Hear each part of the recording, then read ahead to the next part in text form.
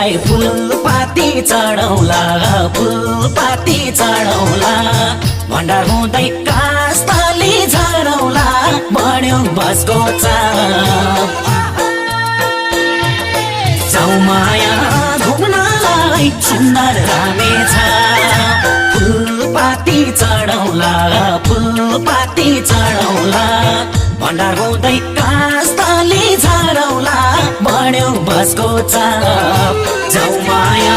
घुम्नलाई प्रीति रामेछ चौमाया घुम्नलाई भक्ति रामेछ